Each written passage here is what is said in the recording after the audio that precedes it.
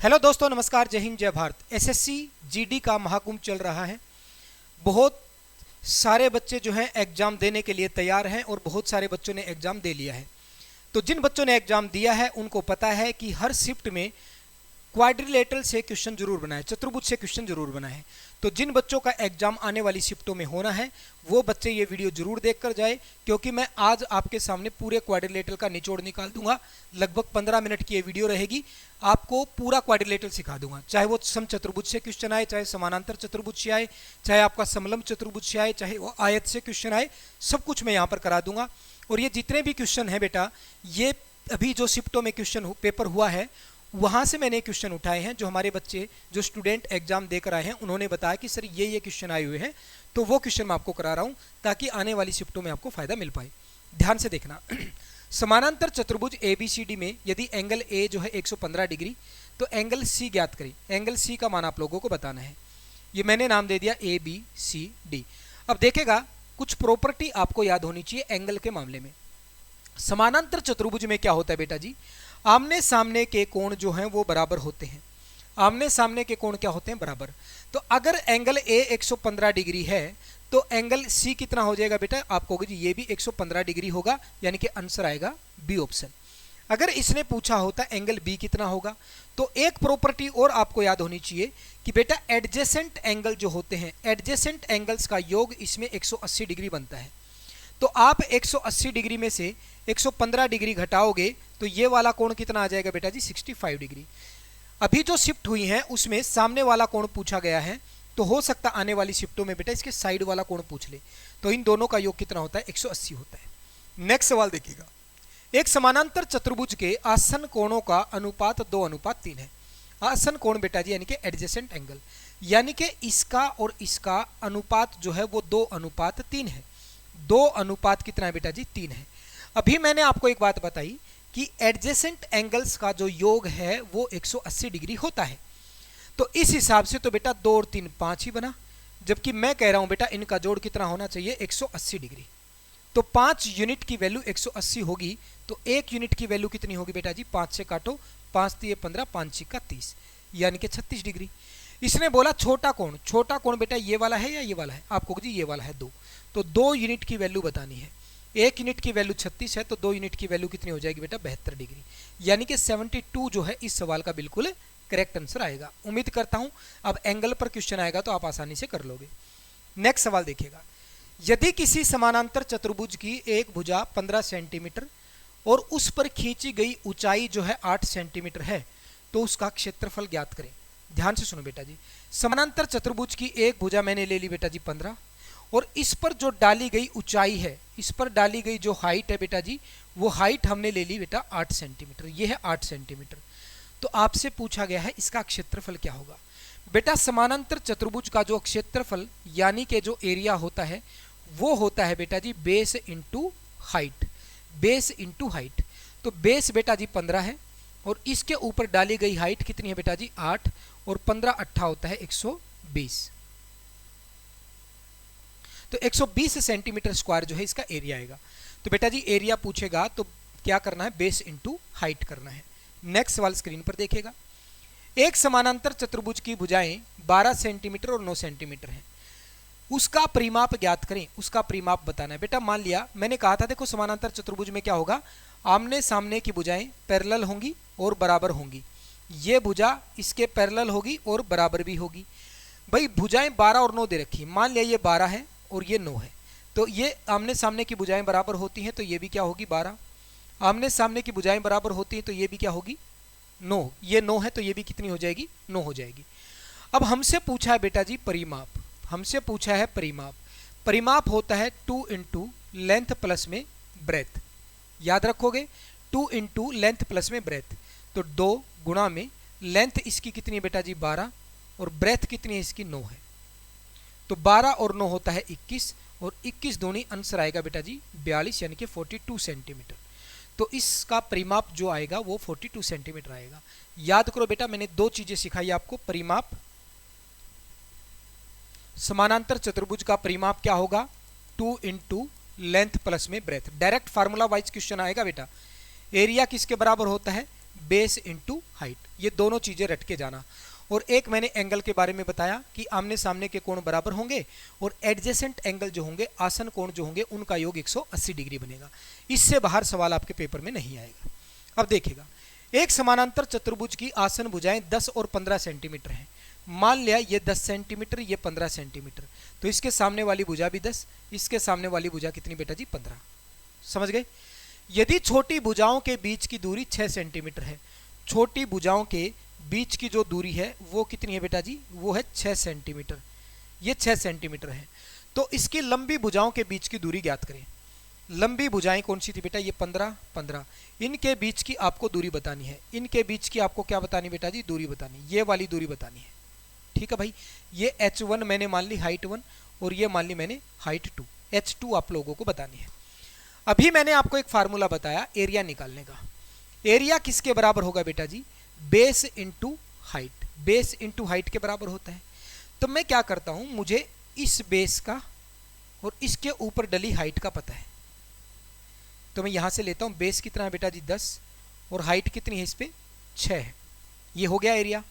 अब मैं बेटा इसको बेस मानकर, अब मैं इसको बेस मानकर सोल्व करता हूं। ये 15 बेस है और इसके ऊपर हाइट ये डली हुई है, पर इस हाइट का पता नहीं है। कोई दिक्कत नहीं है, बेस कितना है? 15 और हाइट हमें पता नहीं है, यानी कि h2। h2 की वैल्यू निकालनी है।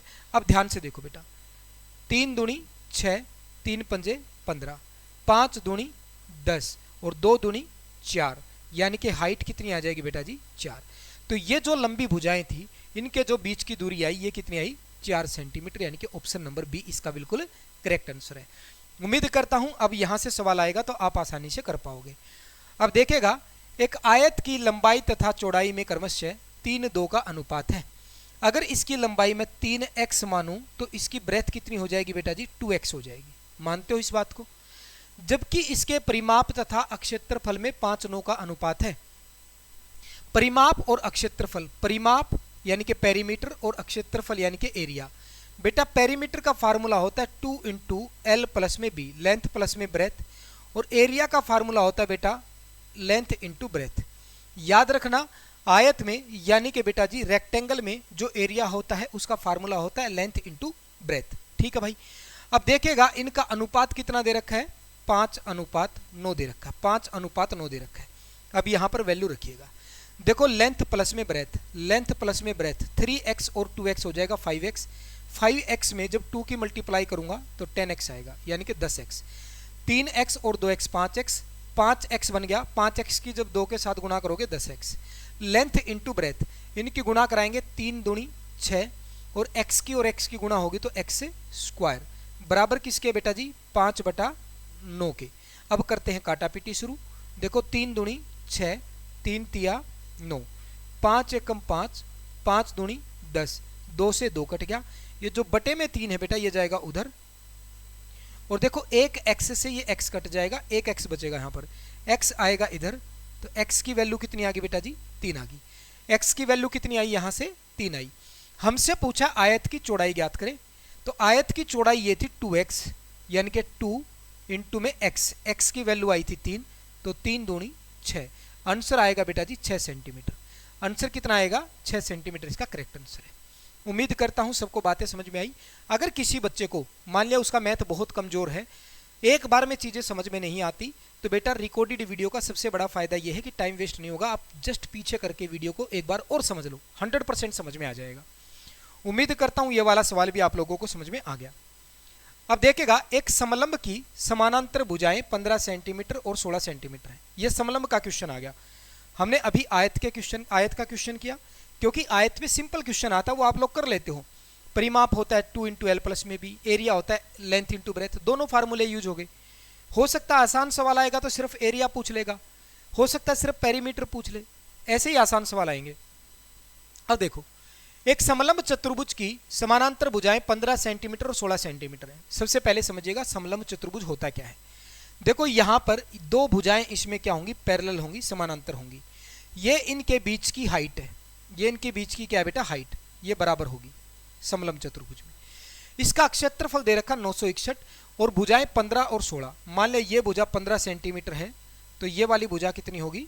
16 सेंटीमीटर होगी। एरिया दे दिया 961 सेंटीमीटर स्क्वायर। समलंब की समानांतर भुजाओं के बीच की दूरी कितनी है?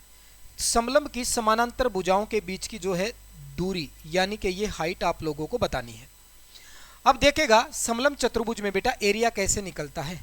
एरिया निकलने का फार्मूला होता है 1/2, 1/2 समानांतर भुजाओं का योग, समानांतर भुजाओं का योग, समानांतर भुजाओं का योग और गुणा में हाइट। गुणा में क्या करोगे बेटा? हाइट करोगे। एरिया दे रखा है 961 सेंटीमीटर स्क्वायर, 1/2 समानांतर भुजाओं का योग। देखो बेटा 15 और 16, 15 और 16 कितना बन गया? 31 गुणा में हाइट। 31 से जब 961 को काटोगे तो 31 पे कटेगा, क्योंकि 31 का स्क्वायर होता है 961। तो बेटा 2 उधर जाएगा, 31 दूनी 62, यानी कि हाइट कितनी आ जाएगी बेटा? 62 सेंटीमीटर, यानी कि इनके बीच की दूरी कितनी आई? 62। ऑप्शन नंबर बी जो है इसका बिल्कुल करेक्ट आंसर है। क्या आप सभी बच्चों को बातें समझ में आई? मजा आ रहा है कि नहीं आ रहा? बेटा अब मैं ऐसी ही वीडियो लेकर आता रहूंगा आप लोगों के बीच में, शॉर्ट वीडियो भी डालूंगा। जो क्वेश्चन मुझे लगेगा बहुत हार्ड है उसका शॉर्ट सॉल्यूशन करा के 1 मिनट की शॉर्ट वीडियो डाल दूंगा, ताकि आपको आइडिया आ जाए कैसे सोल्व करना है। ठीक है, अब ध्यान से देखिएगा। यदि एक समचतुर्भुज का परिमाप जो है 200 सेंटीमीटर है, इसका एक विकर्ण दे रखा है 80 सेंटीमीटर, तो समचतुर्भुज का क्षेत्रफल क्या होगा? समचतुर्भुज क्या होता है बेटा जी? जिसकी चारों भुजाएं क्या होंगी? बराबर होंगी, और आमने सामने की भुजाएं क्या होती? समानांतर होती हैं। ये भुजा समानांतर, ये भुजा समानांतर और बराबर भी, चारों भुजाएं बराबर होती है, इसमें याद रखना समचतुर्भुज में। अब विकर्ण होते हैं बेटा जी ये मान लिया एक विकर्ण हो गया और दूसरा विकर्ण हो गया ये। दोनों विकर्ण जो है बेटा वो 90 डिग्री पर कट करते हैं। दोनों विकर्ण जो हैं वो 90 डिग्री पर क्या करते हैं? कट करते हैं। ये बात समझ में आई? और एक दूसरे को समद्विभाजित भी करते हैं। समद्विभाजित का मतलब होता है जितना इधर पोर्शन बचेगा उतना इधर, जितना पोर्शन इधर बचेगा उतना ही पोर्शन इधर बचेगा। समझ गए भाई? परिमाप 200 मीटर है। समचतुर्भुज का परिमाप होता है भुजा गुणा 4, भुजा गुणा 4, भुजा गुणा 4। कितना दे रखा? 200। तो भुजा कितनी आ जाएगी बेटा? 4 से काटोगे तो 50 आ जाएगी। भुजा कितनी आ गई बेटा जी? 50 आ गई, यानी कि इसकी भुजा कितनी है? 50 सेंटीमीटर है। एक विकर्ण 80 है। अगर ये वाला विकर्ण मैंने मान लिया 80 सेंटीमीटर है, क्योंकि मैंने कहा बराबर बराबर बांटता है, तो 40 इधर बचेगा और 40 इधर बचेगा। मानते हो इस बात को? अब क्योंकि बेटा जी ये 90 डिग्री पर कट करता है, तो आप इसको ध्यान से देखोगे तो ये एक राइट एंगल ट्रायंगल बन गया। ये क्या बन गया? एक समकोण त्रिभुज बन गया, समकोण त्रिभुज। अब समकोण त्रिभुज में बेटा जी देखो 90 डिग्री के सामने होता है हाइपोटेनस।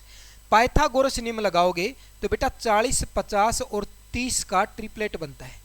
40, 50 और 30 का ट्रिपलेट बनता, पाइथागोरस नियम लगा लेना। अब इधर 30 है तो ये भी कितना बच गया बेटा जी? 30 बच गया। तो बेटा ये जो पहले वाला डायगोनल हमारा 80 सेंटीमीटर था, तो दूसरे वाला डायगोनल कितना आ जाएगा आपको जी? देखो 30 और 30 ये कितना हो गया? कंप्लीट 60 हो गया। ये आ गया 60 सर। हमसे पूछा है समचतुर्भुज का एरिया। समचतुर्भुज का एरिया निकालने का फार्मूला बहुत आसान है, 1/2 diagonal first into diagonal second. 1/2 पहला विकर्ण गुणा में दूसरा विकर्ण, तो 1/2 पहला विकर्ण 80 था, दूसरा विकर्ण 60 आया। 2 से जब 80 को काटूंगा 40 और 60 की और 40 की गुणा करोगे तो 2400 जो है इसका करेक्ट आंसर आएगा। 2400 जो है इसका करेक्ट आंसर। क्षेत्रफल आएगा 2400 सेंटीमीटर स्क्वायर, यानी कि ऑप्शन नंबर सी इसका बिल्कुल राइट आंसर है। ऑप्शन नंबर सी जो है इसका बिल्कुल राइट आंसर है। उम्मीद करता हूं सबको समझ में आ गया। नेक्स्ट सवाल देखिएगा, नेक्स्ट सवाल देखिएगा। एक समचतुर्भुज के विकर्णों का योग 46 सेंटीमीटर है। बेटा जी ये सवाल अच्छा है। देखो एक विकर्ण ये हो गया, एक विकर्ण ये हो गया। बेटा D1 प्लस में यहां पर लिखता हूं मैं D1 प्लस में D2, ये कितना दे रखा है बेटा जी? 46 सेंटीमीटर दे रखा है। मैं इनके योग को मान लेता हूं बेटा D, एक बड़ा D नाम दे दिया मैंने। दोनों का योग कितना है? 40 सेंटीमीटर। इसका परिमाप 68 है। परिमाप 68 है बेटा जी। पेरीमीटर जो है 68 है। तो मैंने अभी आपको सिखाया था पेरीमीटर किसके बराबर होता है? पेरीमीटर होता भुजा गुणा 4, भुजा गुणा 4। तो बेटा ये किसके बराबर है? भुजा गुणा 4। 4 से काटोगे तो भुजा कितनी आ जाएगी बेटा जी? 17 सेंटीमीटर। भुजा आ गई, भुजा आ जाएगी इसकी 17 सेंटीमीटर। अब आपसे पूछा गया उस समचतुर्भुज का क्षेत्रफल क्या होगा। आपको मैंने सिखाया कि समचतुर्भुज का एरिया कैसे निकलता है, 1/2 D1 इंटू D2। लेकिन दिक्कत यहां पर यह है कि सर हमें अलग अलग D1 और D2 नहीं दे रखी, यानी कि हमें अलग अलग दोनों विकर्ण नहीं पता, अब क्या करें। तो एक फार्मूला और याद रखना बेटा जी, जब भी आपको एक भुजा दी जाए और दोनों विकर्णों का दे दिया जाए योग, तो उस केस में एरिया निकालने का एक बहुत ही जबरदस्त फार्मूला मैं आप लोगों को बता रहा हूं, डायरेक्ट आप एरिया निकाल पाओगे। 1/4 डी, ये जो डी क्या है बेटा, इन दोनों विकर्णों का योग, डी स्क्वायर माइनस में 4 ए स्क्वायर, भुजा का स्क्वायर। ये फार्मूला याद रख लेना बेटा, जब भी आपको दोनों विकर्णों का योग दे और एक भुजा दे तो आप ये फार्मूला अप्लाई करके एरिया निकाल सकते हो। तो आप देखोगे 1/4 डी स्क्वायर यानी कि 46 का स्क्वायर, 46 का स्क्वायर कितना होता है बेटा, 2116 होता है, माइनस में 4 गुणा में ए स्क्वायर। ये मैंने 40 का स्क्वायर फटाफट कैसे बता दिया, क्योंकि बेटा जी ये मैंने स्क्वायर की शॉर्ट ट्रिक भी बता रखी मैंने। आप मेरी इंस्टाग्राम आईडी पे जाओगे, आरपी सर के नाम से मेरी इंस्टाग्राम आईडी मिलेगी, वहां पर जाकर देखना, मैंने हर चीज़ के ये जो बड़े बड़े क्वेश्चन होते हैं, कैलकुलेशन की शॉर्ट ट्रिक, स्क्वायर निकालने की शॉर्ट ट्रिक, बेटा स्क्वायर रूट निकालने की शॉर्ट ट्रिक, ये सब कुछ मैंने इंस्टाग्राम पे छोटी छोटी वीडियो बनाकर सिखा रखा है। तो आप ये फॉलो कर लेना, आरपी सर के नाम से इंस्टाग्राम आईडी मिलेगी, वहां पर आपको मिल जाएगा स्क्वायर कैसे निकाले, क्यूब कैसे निकाले, फास्ट गुणा कैसे करें, शॉर्ट ट्रिक मैंने डाल रखी है वहां पर। अब ध्यान से देखो, 4 गुणा में ए स्क्वायर, ए कितना बेटा 17, 17 का स्क्वायर होता 289। अब इसको सोल्व करना है। अब इसको सोल्व करोगे बेटा जी तो आपका आंसर आएगा, देखो ध्यान से 1/4 2116 माइनस में देखो 4 9 36, 8 चौका 32, 32 और 3 35, 4 दूनी 8 और 3 11, 1156 आ गया। 1/4 यहां पर देखो कितना आएगा, 2116 में से 1156 घटाओगे तो आप देखोगे यहां से आएगा सर 960, 4 से काटोगे 4 दूनी 8, 4 चौके 16 और ये 0 240, 240 जो है इस सवाल का बिल्कुल करेक्ट आंसर है, यानी कि option number A. Option number A जो है इस सवाल का बिल्कुल करेक्ट आंसर। बेटा ये सवाल अच्छे लेवल का पूछा गया एसएससी जीडी में, ये 5 तारीख को जो पेपर हुआ था, 5 को या 6 को, 5 को हुआ था शायद, उसमें आया था ये सवाल। तो आप देख सकते हो बेटा, कभी भी दोनों डायगोनल का योग दे दिया जाए और भुजा दे दी जाए तो आपको किस तरीके से इसका एरिया निकालना है समचतुर्भुज में, ठीक है। नेक्स्ट सवाल देखिएगा, नेक्स्ट सवाल आपके सामने है, एक समलंब की समानांतर भुजाओं के बीच की लंबवत दूरी क्या है, जिसका क्षेत्रफल 108 है और समानांतर भुजाओं की लंबाइयां 9 सेंटीमीटर और 36 सेंटीमीटर है। समानांतर भुजाएं समलंब चतुर्भुज में मैंने बताया था, ये 9 दे रखा है और ये कितनी दे रखी है, 36 दे रखी है।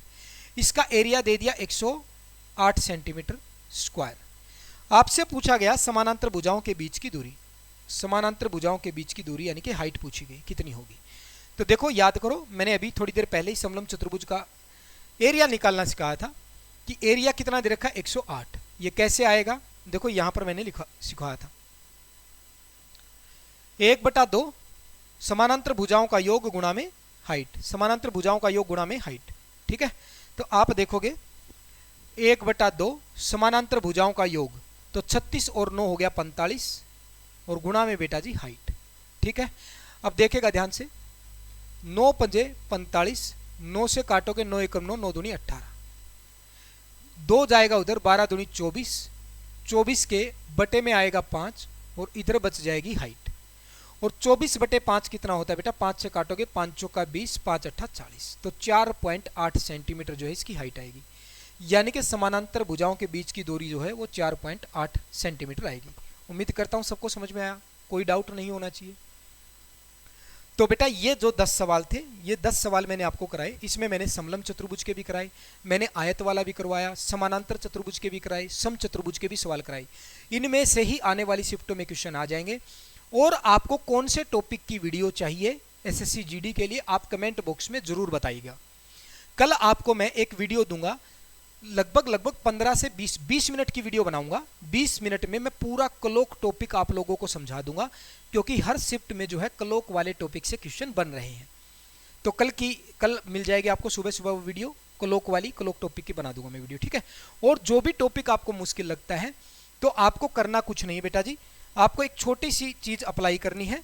जैसे आपको टाइम एंड डिस्टेंस में दिक्कत आती है या ट्रेन वाले टॉपिक में दिक्कत आती है, आपको लिखना है train topic by Ravindra Panchal sir. Video आपके सामने हाजिर हो जाएगी।